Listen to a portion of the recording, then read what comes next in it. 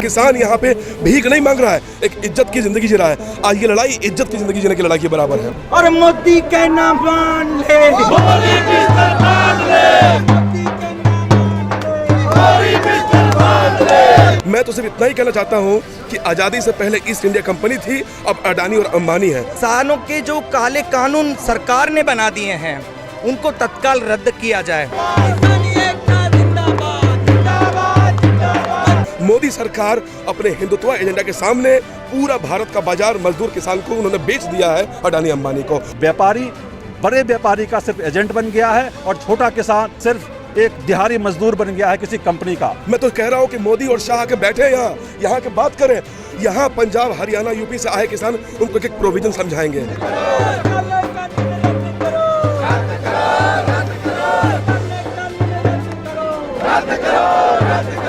जिस दिन मजदूरों की शक्ति जग गई तो लगता है सरकार को वापस उल्टे मुंह जाना पड़ेगा। देखिए, वो जो किसान कानून के समर्थन में जो लोग बात कर रहे हैं वो गोदी मीडिया और बिकी हुई मीडिया की खबर है। पहली बात तो ये है। नमस्कार, दीकन लाइव देख रहे हैं यहाँ पर सिंधु बॉर्डर से सीधे लाइव रिपोर्टिंग आप सभी तक। आपको बता दूं कि यहाँ पर हमारे साथ, आपका नाम सर? मेरा नाम निर्मल है और मैं वर्किंग पीपल्स चार्टर से हूँ। वर्किंग पीपल चार्टर पूरे देश भर में असंगठित मजदूरों के लिए एक प्लेटफॉर्म है जहां पर देश में जो 50 करोड़ के लगभग असंगठित क्षेत्र के मजदूर हैं और उन मजदूरों में भी 50-60% से ज़्यादा खेतीहर मजदूर हैं, जो खेतीहर मजदूर सीधे खेती किसानी से जुड़े हुए हैं।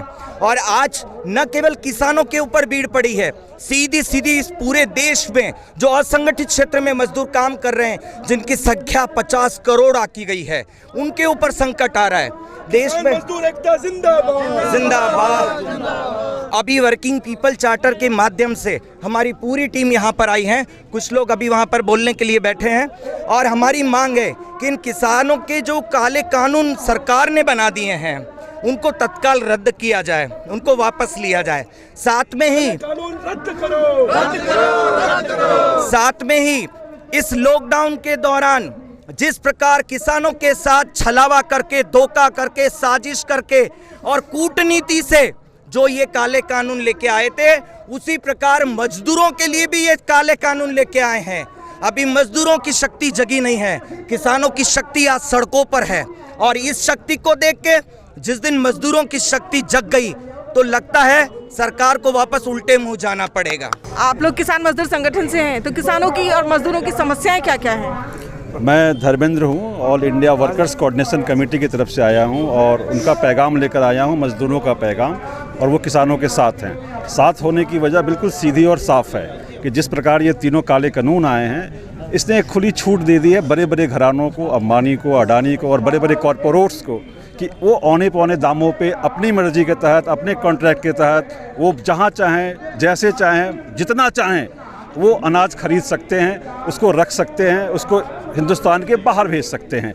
अब जब इस प्रकार की कोई प्रक्रिया आप लाते हैं तो इसमें होता ये है कि जो छोटे छोटे आर्थिक प्लेयर्स हैं इकोनॉमी के अंदर, छोटा किसान हो गया, छोटा प्रोसेसर हो गया, छोटा मजदूर हो गया, छोटा व्यापारी हो गया, छोटा दुकानदार हो गया, वो हर कोई उस खाने को डील कर रहा है कहीं ना कहीं।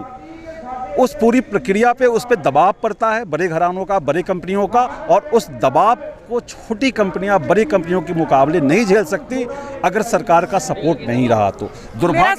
मेरा सवाल आपसे ये है कि किसानों और मजदूरों की समस्याएं क्या क्या हैं? समस्या ये है कि किसान को उचित दाम नहीं मिलता, जो मिनिमम सपोर्ट प्राइस है वो कुछ चुने हुए अनाजों पे मिलता है, बाकी अनाजों पे मिनिमम सपोर्ट प्राइस भी नहीं है, जैसे कि गन्ना और कॉटन, तमाम तरह के बाकी अनाज।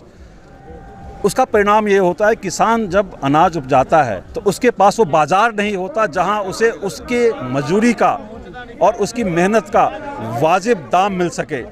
तो सरकार का ये कर्तव्य होता है और सरकार की ये नीति रही है कि सरकार किसानों के हक में कि किसान हमारा खुशहाल रहे, हमारा अन्नदाता, हमारा भंडार भरता रहे, हम उसकी खरीद सुनिश्चित करते थे। लेकिन विदेशी दबाव में, विश्व व्यापार संगठन के दबाव में भारत सरकार पीछे हट रही है, एक दबाव बना रही है, एक कानून लेकर आ रही है जहां धीरे धीरे मंडियां खत्म होंगी, कमज़ोर होंगी, एमएसपी की व्यवस्था कमज़ोर होगी और जब ये कमज़ोर होगा तो फिर बाज़ार के अंदर बड़ा व्यापारी और आम आवाम, यही दो बचेंगे। और जब ये छोटा और बड़ा ही बचेगा, बाकी सब खत्म हो जाएंगे, तो निश्चित रूप से वही होगा जो दुनिया के अलग देशों में हो रहा है। क्या हो रहा है कि दुनिया के अन्य देशों में छोटा किसान भी नहीं है, छोटा व्यापारी भी नहीं है, और मजदूर जो है वो हायर और फायर पे काम करता है। व्यापारी बड़े व्यापारी का सिर्फ एजेंट बन गया है, और छोटा किसान सिर्फ एक दिहाड़ी मजदूर बन गया है किसी कंपनी का। जो विदेशों में हुआ है, हमें उनसे सीखना चाहिए। हम विदेशी नकल कर रहे हैं, विदेशी पूंजी के चक्कर में कर रहे हैं ये, कि विदेशी पूंजी आएगी, हमारा माल विदेश जाएगा। ये गलत थ्योरी है। इस मॉडल से ही तकलीफ हो रही है, क्योंकि ये मॉडल किसान विरोधी है। ये मॉडल कॉरपोरेट की फेवर में है। यहाँ पर जिस तरह से किसानों की क्या समस्याएं हैं, मजदूरों को किस तरह की परेशानियों का सामना करना पड़ता है, इस पर जानने का प्रयास कर रहे हैं। कुछ और लोगों से भी बात करेंगे कि इस समय में जब कृषि का या उद्योग धंधों का एक नवीनीकरण हो रहा है, एक नए आधार पर उसको खड़ा करने की कोशिश की जा रही है, तो उसमें तकलीफ कहाँ कहाँ आ रही है, क्या तकलीफें हैं? आप थोड़ा सा इधर आ जाएंगे। आपका नाम? मेरा नाम चंदन कुमार है और मैं अभी वर्किंग पीपल्स चार्टर और ऑल इंडिया के वर्कर संघर्ष कोऑर्डिनेशन कमेटी से हूँ, और मैं महाराष्ट्र से आया हूँ। अभी मैं एक चीज़ कहना चाहता हूँ, यहाँ आपको रोकते हुए मैं पहले ये पूछना चाहूँगी कि किस प्रणाली के तहत आप लोग किसानों की समस्याओं को फाइंड आउट करते हैं और उनकी क्या क्या समस्याएं हैं? मैं अपना खुद का महाराष्ट्र राज्य का एक उदाहरण देना चाहता हूँ कि महाराष्ट्र के सारी मंडियों में जो यूनियन है वो हमारा यूनियन है। वहाँ पे मजदूरों को यूनियन हम चलाते हैं, हमाल मजदूर बोलते हैं, पल्लेदार बोलते हैं दिल्ली में उसको। पूरे एपीएमसी सिस्टम में जैसे हमारे साथी ने कहा कि कुछ कृषि उत्पादकों, जैसे कि गन्ना की बात कही, कपास की बात कही, वहाँ दाम सही मिलते हैं, लेकिन एक बहुत बड़ी संख्या में दाम सही नहीं मिलते हैं। तो एक बात है किसानों की, लेकिन आज प्रभाव कहाँ कहाँ दिखाई देते हैं? एक परिवार पर क्या क्या प्रभाव दिखाई देते हैं जब दाम सही नहीं मिलते? मतलब ये बात इतनी पुरानी है कि अब इस पे बोलने में भी शर्म आती है कि स्वामीनाथन आयोग की एक रिपोर्ट के हिसाब से आपको एमएसपी तय करनी थी, आपको इलेक्ट्रिसिटी दाम पे सब्सिडी देनी थी। दुनिया के बड़े बड़े मॉडल अमेरिका में, यूके में, ऑस्ट्रेलिया में, जहां 80 से 90% की सब्सिडी देती है सरकार, वहां भी किसान बच नहीं पा रहा है। और हिंदुस्तान में जो एक इंटरनेशनल कॉर्पोरेट मॉडल फेल हो गया, सरकार उसको यहाँ लाने की कोशिश कर रही है। एक मजाक है। मैं तो सिर्फ इतना ही कहना चाहता हूँ कि आज़ादी से पहले ईस्ट इंडिया कंपनी थी, अब अडानी और अंबानी है। मोदी सरकार अपने हिंदुत्व एजेंडा के सामने पूरा भारत का बाजार मजदूर किसान को उन्होंने बेच दिया है अडानी अंबानी को, और पूरे लोकतंत्र की हत्या करने पे तुले हुए हैं। लेकिन ये जो आंदोलन है, इसको हम जीत के दिखाएंगे और हम जीतेंगे। अच्छा, जिस तरह से उद्योग धंधों का नवीनीकरण हुआ है और तकनीक के आने से कृषि पर क्या क्या प्रभाव आए हैं? देखिए, तकनीक की अपनी एक सीमाएं हैं। जैसा कहा गया कि छोटे किसान, सीमांत किसान की अपनी एक छोटी समस्याएं हैं। उनके पास में आज के टाइम में कोई खाद नहीं है, इलेक्ट्रिसिटी नहीं है, पानी नहीं है। सरकार के बिना सब्सिडी, बिना सपोर्ट के वो बच ही नहीं सकते हैं। आप नई तकनीक नए जो ला रहे हैं, वो छोटे किसानों के लिए नहीं ला रहे हैं। आप अडानी और अंबानी को कॉन्ट्रैक्ट फार्मिंग की जगह पे किसानों की जमीन मिट्टी के भाव देंगे। आप उनको बड़े बड़े बैंकों से उठा के लोन देंगे और वो पूरी एग्रो इंडस्ट्री चलाएंगे। छोटे किसानों की कहीं बात जिक्र ही नहीं है। मैं तो कह रहा हूं कि मोदी और शाह के बैठे यहाँ के बात करें। यहाँ पंजाब, हरियाणा, यूपी से आए किसान, उनको एक प्रोविजन समझाएंगे।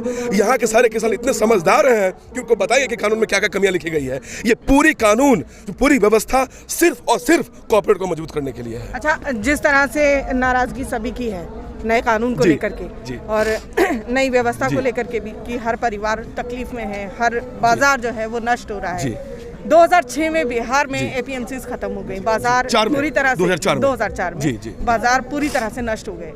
पूर्वी भारत लगातार तब से उतार चढ़ाव देखता आ रहा है। तो यहाँ जब बात महाराष्ट्र की आ जाती है, छत्तीसगढ़ की आ जाती है, हरियाणा, पंजाब की आ जाती है, तो पंजाब और हरियाणा का किसान तो तकलीफ नहीं उठा रहा है, लेकिन वो भी आंदोलन पर है।